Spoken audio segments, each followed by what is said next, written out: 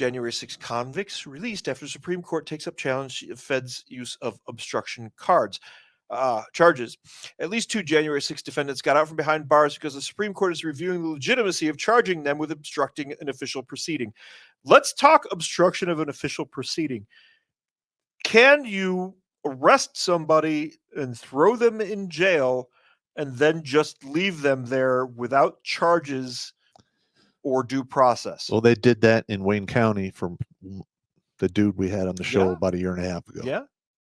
Yep. But this is the federal fucking government. This is Joe Podunk fucking court in Wayne County. Yes. Yep.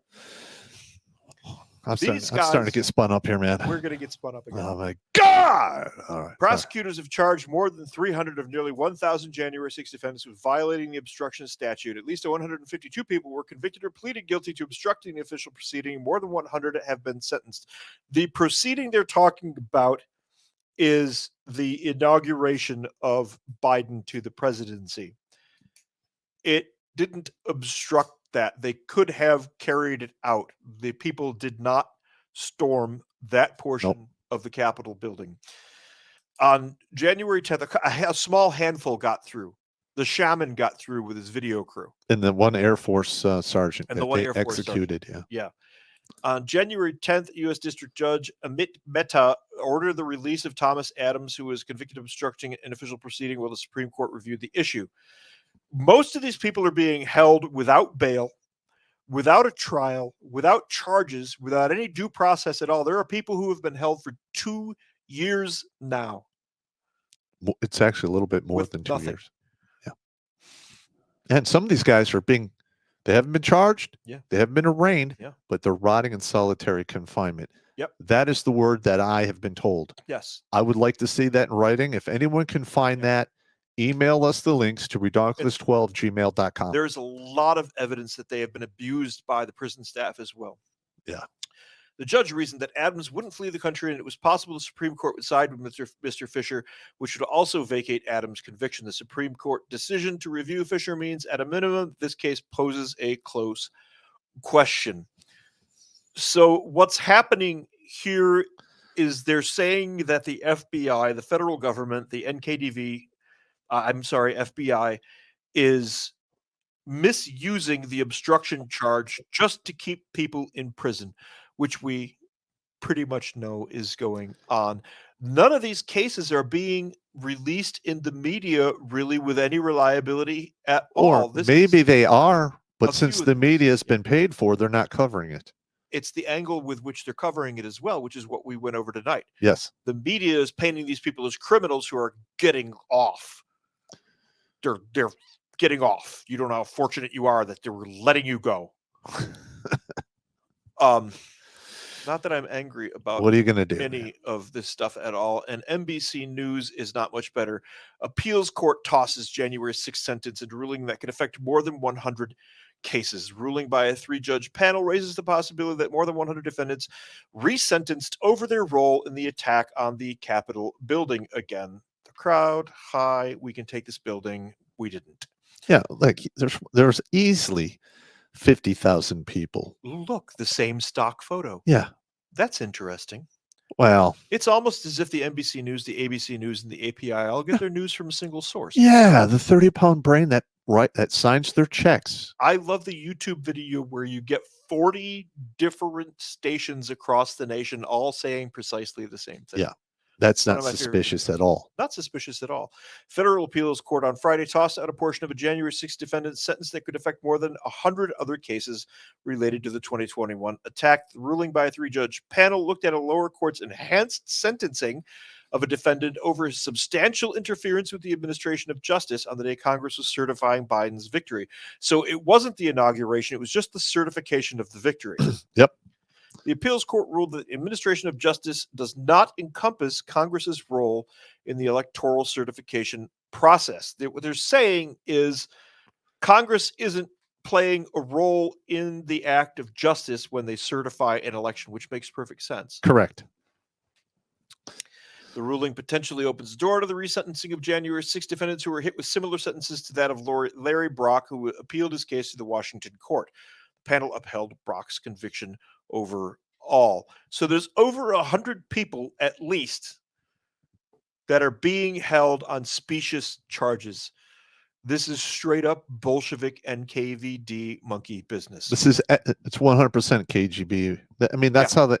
That's exactly what they do. I mean, I've read the spy books. Yeah.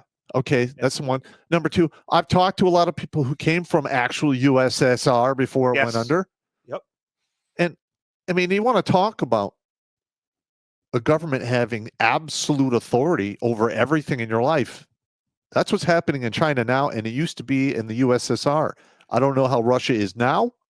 They're on a war footing, so it might be similar, but that is unacceptable. Yeah, it's happening here in the USA. It's starting to happen here. Yes. To happen. Reagan said, "This is the last bastion. This is the last hope. There's nowhere else to run." That's right. It looks like we're coming apart at the seams. We must apply the guideline as written, and as Brock's interference with one stage of the electoral college vote counting process, while no doubt endangering our democratic processes. We're a constitutional republic. Democracy is chaos, not our government form. Yeah, democracy actually devolves into chaos relatively quickly. And by the way, for those of you who don't fully understand this, since we were talking about Marxism earlier, capitalism is a Marxist concept. It is a straw man that Marx created to attack the wealthy because he was jealous that he didn't have stuff too. Socialism is the politics of the weak-minded, greedy, and lazy. Come on, let's just say the truth. Socialism is the waiting lobby for communism. It really is the waiting lobby for communism. There you go. That's it's the ideology. Boil it down to Grunt Speak. Ideology of weaklings and greedy little bitches. Yeah. All right. So we're coming up on super chat. So I see that. More than 100 cases, defendants in January 6 cases had the enhancement applied to their cases. So what they're saying is they applied too many charges and put these people in prison for no reason at all. Or well, actually, when they do what is it, modifications, it's like you murder somebody, you get 20 years, but they turn it into a hate crime and you get 60. Right, exactly. Yes, they tried to apply the obstruction of justice to this thing, which is just nonsense. So the people behind all of this crap, first of all, Secretary of State Anthony Blinken is, for those of you who don't know, Secretary of State is involved in a lot of interesting things that I can't go into because of NDAs, but I'm sure you can figure it out. The Attorney General, though, is the one that I really want to focus on. Mr. Merrick Garland is our Beria from the Soviet NKVD. Merrick Garland is the one behind most of this stuff. He's the one who chops off on it. He might not actually be making the exact decisions himself or making the calls himself, but at the end of the day, he's the one who chops off on all of this stuff. And I've watched this guy speak a couple of times. He is a petty little bureaucrat. He is vindictive. And it is my personal opinion. Did I say that? My personal opinion. That he is a narcissistic sociopath. Listen, let's be honest. Most of the people who fight tooth and nail to get to this level, that's exactly what they are. Yeah, exactly. You want people in charge that go, I don't want to do this. Yes. I don't want to be this guy. Yes. You have to pick him then. Yes. If you want to have an even keel kind of thing going on, you got to pick the guy who doesn't want the fucking job and make him do it for a set amount of time. Yep. And then move on to the next guy. Years ago, I stumbled across one of the founders, and I have never been able to find it again, and I cannot remember who it was, but he essentially said, and I am just quoting, paraphrasing, politics should be a job one treats like mucking out a stall. Yeah. A dirty, nasty job that has to be done.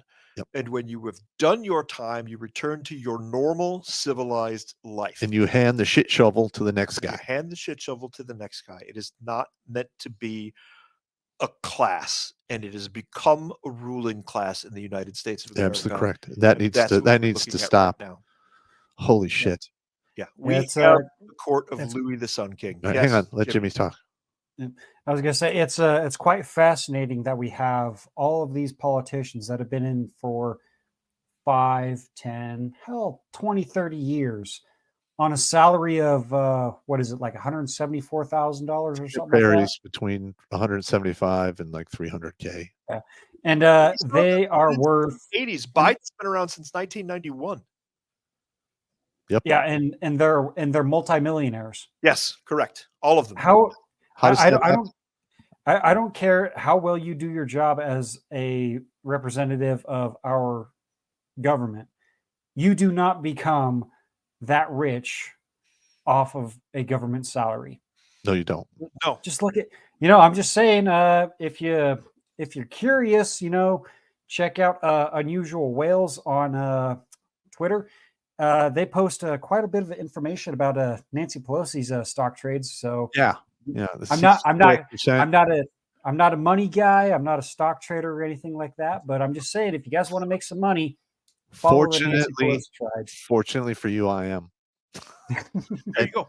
And listen, she outperformed the market by like 55%. Come on. All right. Yeah. Sorry. We need to finish this up so we can hit the are super chat. finishing up right now. I'm going to Okay. sum it up real fast. Hundreds of Americans are being held in basically gulags by what basically amounts to an American NKDV. We have first stage Bolshevism right now. We are at the stage where the useful idiots who stormed the Capitol have been mopped up. The last of them, they're hunting them down. It is the biggest task force we have, even with the border hemorrhaging Iranian terrorists, assassins, and Chinese infantry. Yep. The biggest task that Merrick Garland, head of the NKDV, the Justice Department, has is to hunt down these 80. What was it? We had a housewife, Mr. Fat Slappy, and the Zach Brown Band guy, and a stoner. That's what we're hunting down. That is so stupid. But listen, man, if that isn't a symptom of our alphabet agencies being weaponized against us, I just don't know what is. Watch Grunt Speak live every Tuesday and Thursday at 8 p.m. Eastern. And if you want to join Pop for Supporter Sundays, go to redonkulous.com/donate and make a monthly pledge. A link is in the meat caser box.